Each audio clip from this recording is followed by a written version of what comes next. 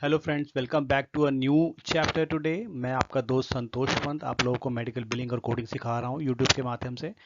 और आज हम अपने एक और इम्पॉर्टेंट चैप्टर पर आ गए हैं जो कि चैप्टर 27 है, हिपा रूल्स के ऊपर। HIPAA, HIPAA. ओके। यह भी एक बहुत ही इम्पॉर्टेंट चैप्टर है क्योंकि यह यूजुअली एक क्वेश्चन भी कह सकते हैं आपसे जो यूजुअली इंटरव्यू में पूछा जाता है। जब मैंने पहली बार अपना इंटरव्यू दिया था तो मुझे भी हिपा के बारे में पूछा गया था, तो फर्स्ट टाइम मुझे भी नहीं पता था बिकॉज मैं इस हेल्थ केयर प्रोसेस में नया था। बट देन मैंने जब अदर इंटरव्यूज़ दिए, कुछ एक्सपीरियंस गेन करने के बाद, तो मैंने इसके बारे में जाना और मैंने हमेशा ये इस क्वेश्चन का आंसर दिया और सही आंसर दिया, जैसे कि मैंने इसके बारे में जान पाया। और ये आज भी अगर आप कोई हमारे जो फ्रेशर दोस्त हैं जो मेडिकल बिलिंग में आना चाहते हैं, अगर वो कहीं पे इंटरव्यू देने जाते हैं तो ये एक क्वेश्चन ज़रूर आएगा आपके इंटरव्यू में, आ सकता है, बहुत अच्छे चांसेस हैं आने के, क्योंकि ये बहुत ही कॉमनली यूज़ होता है हमारे हेल्थ केयर में, ये टर्म हिपा की टर्म जो होती है। तो आज मैं आपको इसके बारे में ओवरव्यू बताऊंगा। ओवरव्यू की हिपा क्या होता है, हम इसके डिटेल में नहीं जाएंगे। डिटेल के लिए मैं आपको एक डिस्क्रिप्शन में एक लिंक दे दूंगा जहाँ पर डिटेल में आप इस लॉ के बारे में आप पढ़ सकते हैं और अपनी नॉलेज को बढ़ा सकते हैं। अभी मैं आपको इस वीडियो में एक ऑब्जर्वेशन दे देता हूँ कि हिपा क्या होता है यूएस हेल्थ केयर में। तो चलिए दोस्तों, स्टार्ट करते हैं। अगर आप नए आए हैं चैनल पे तो सब्सक्राइब कर लीजिएगा और लाइक कीजिएगा अगर आपको कुछ फ़ायदा मिल रहा है इन वीडियो से। Okay, what is HIPAA? पहले इसका डेफिनेशन जान लेते हैं और इसका फुल फॉर्म जान लेते हैं। फुल फॉर्म जानना बहुत इंपॉर्टेंट है हमारे लिए। इस प्रोसेस में हम काम करेंगे तो हमें काफ़ी सारी ऐसी टर्म आएंगी जो शॉर्ट अब्रीविएशंस होंगे, हमें उन्हें फुल फॉर्म पता होना चाहिए, क्योंकि इंटरव्यू में यही चीज़ें जज की जाती है कि आपने सीधा केवल आपने रट्टा मारा है या आप उनकी चीज़ों के बारे में डीप में जानते हैं। इसलिए आपको फुल फॉर्म ज़रूर पता होनी चाहिए। HIPAA is the health insurance portability and accountability act of 1996। तो जो हिपा जो लिया गया है टर्म्स, वो यहाँ से लिया गया है, health insurance portability and accountability act of 1996।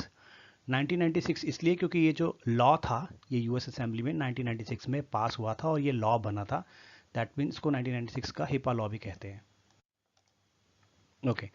The HIPAA Act of 1996 is a federal law that required the creation on national standards to protect sensitive patient health information, which is PHI, from being disclosed without the patient's consent or knowledge. जो ये 1996 में एक law बना था, इसमें एक committee है government की, फेडरल लॉ जिसे कहते हैं, फेडरल यूएस में गवर्नमेंट को फेडरल कहा जाता है। फेडरल लॉ की एक कमेटी थी जिसे पेशेंट हेल्थ इंफॉर्मेशन को सिक्योर करने की रिस्पॉन्सिबिलिटी दी गई थी। उनकी ये रिस्पॉन्सिबिलिटी थी कि वो ऐसे स्टैंडर्ड्स बनाए यूएस में जिससे पेशेंट की जो इन्फॉर्मेशन है वह किसी और के साथ शेयर ना हो विदाउट पेशेंट की कंसेंट के। किसी भी और व्यक्ति को पेशेंट की इन्फॉर्मेशन शेयर नहीं होनी चाहिए। तो ये जो हमारा एक्ट है हिपा 1996 में, ये प्रोटेक्ट करता है पेशेंट की हेल्थ, सेंसिटिव हेल्थ इंफॉर्मेशन को किसी भी अननोन आदमियों के साथ या लोगों के साथ शेयर होने से बचाता है। क्योंकि पेशेंट की जो हेल्थ केयर इंफॉर्मेशन हो सकती है वो काफ़ी कॉन्फिडेंशियल हो सकती है, उसके लाइफ में इम्पैक्ट हो सकता है उस चीज़ का अगर वो अननेसेसरी लोगों के पास चल जाए, या पेशेंट की एक तरह का एक प्राइवेसी का राइट भी है कि वो अपनी इन्फॉर्मेशन किसी के साथ शेयर ना करे। तो ये जो लॉ है ये बाउंड करता है उन सभी लोगों को जो भी पेशेंट की हेल्थ इंफॉर्मेशन को एक्सेस करते हैं कि वह पेशेंट की इन्फॉर्मेशन के बिना किसी भी और व्यक्ति से यह इन्फॉर्मेशन शेयर ना करें। और एज ए बिलिंग कंपनी, हम बिलिंग कंपनी में जो हम काम करते हैं, हम रेगुलर बेसिस पे medical records, diagnosis, conditions patients की एक्सेस करते हैं। तो ये हमारी रिस्पॉन्सिबिलिटी हो जाती है as a health care provider and as a medical billing company और मेडिकल बिलिंग एग्जीक्यूटिव। हमारी रिस्पॉन्सिबिलिटी होती है कि हम पेशेंट की इन्फॉर्मेशन को किसी भी और व्यक्ति के साथ शेयर ना करें। तो हम भी एज ए, चाहे हम आउटसोर्स काम कर रहे हैं इंडिया में, पाकिस्तान में, यूएई में, यूएस में भी जो मेडिकल बिलिंग कंपनी होती है करती है, वो सभी इस लॉ के अंदर बाउंड होते हैं, ओवर द ओशियन भी बाउंड होते हैं कि वह पीएचआई के अंदर आएंगे और पेशेंट के पीएचआई को रिलीज नहीं करेंगे। The US Department of Health and Human Services (HHS) issued the HIPAA privacy rules to implement the requirements of HIPAA. तो यूएस की जो असेंबली का एक आप इसका पार्ट कह सकते हैं या डिपार्टमेंट कहते हैं, US department of health and human services (HHS), यह हिपा की प्राइवेसी और रूल्स निकालता है जिसके अंदर ये बताया जाता है कि ये चीज़ें अलाउ होंगी, ये चीज़ें अलाउ नहीं होंगी, और इनके ऊपर जो भी स्ट्रिक्ट एक्शन लिया जाता है वो एक्शन भी लेती है कमेटी। तो ये इनकी रिस्पॉन्सिबिलिटी है इन चीज़ को इम्प्लीमेंट कराने का, इन रूल्स को। Okay.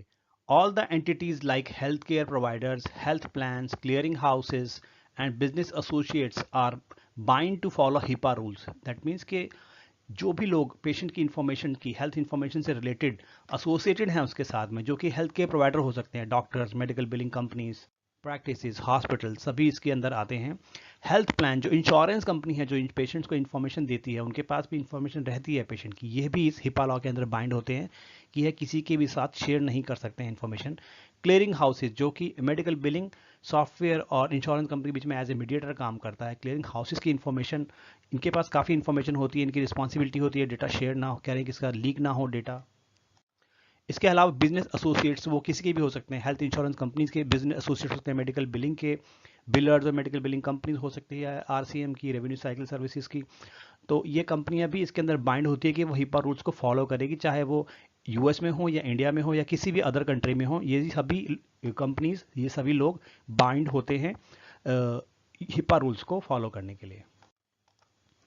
PHI includes but is not limited to the following. Okay, तो ये जो PHI होती है, प्रोटेक्टेड हेल्थ इन्फॉर्मेशन होती है पेशेंट की, ये क्या क्या एग्जाम्पल हो सकते हैं, आपको मैं कुछ एग्जाम्पल देकर समझाने की कोशिश करता हूँ।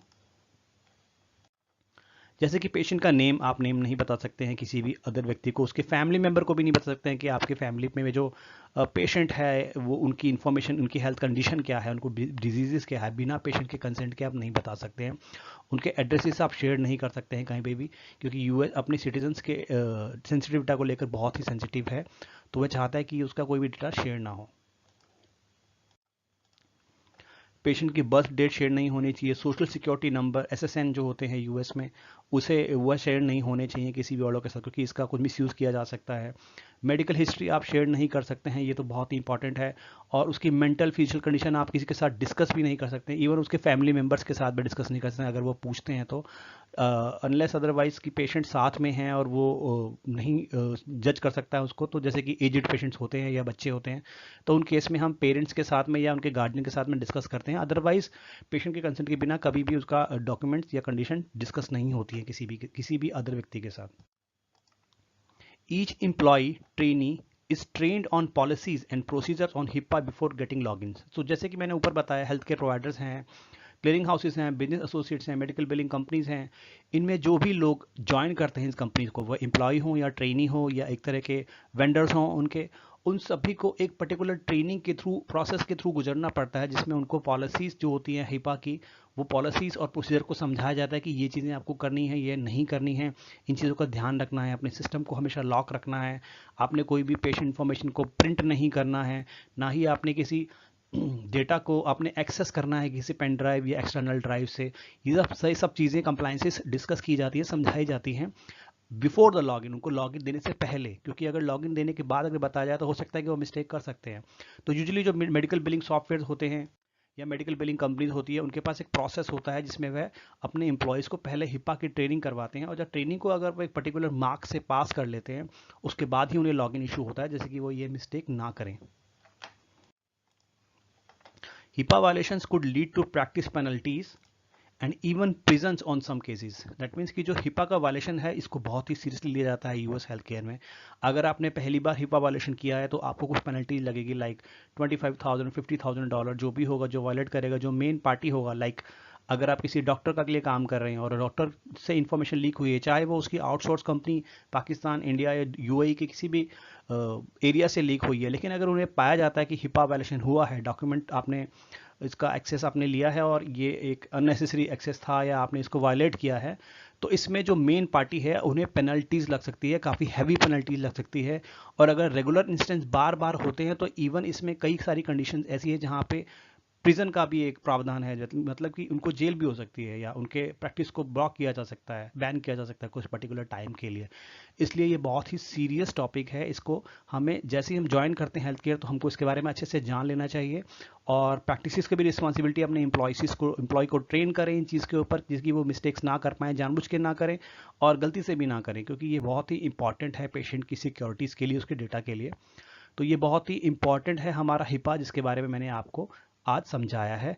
और इसके बारे में डिटेल में अगर आपने जानना है, क्योंकि ये मैंने केवल आपको ओवरव्यू दिया है, डिटेल में अगर आपको जानना है तो मैं एक डिस्क्रिप्शन में एक लिंक दे दूंगा, एटलीस्ट 2-3 लिंक दे दूंगा, जिससे कि आप डिफरेंट सोर्सेज से आप जान सकते हैं कि हिपा लॉ क्या होता है डिटेल में और इसके अंदर क्या क्या चीज़ें आती हैं।